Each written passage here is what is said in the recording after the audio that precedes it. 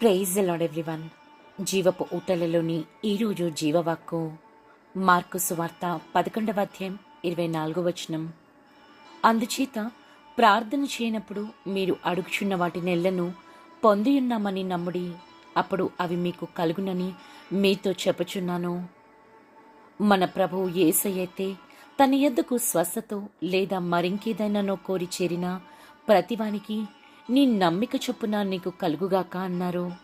అయితే మన నమ్మకము, విశ్వాసము ఎలా ఉందో చూసుకోవాల్సిందే. ఎందుకంటే మన హృదయంలోని వాంఛను గుర్తించే దేవుణ్ణి మనం కలిగి ఉన్నాం. మన అవసరతలు, ఆవేదనలు మనమే ప్రభు ముందు పెడతాం. కానీ మన ఆంతర్యం ఏమిటో, ఎంత విశ్వాసంతో అడుగుతున్నామో చెప్పకుండానే తెలుసుకుంటారు మన ప్రభువు. విశ్వాసంతో గెలుచుకుందాం.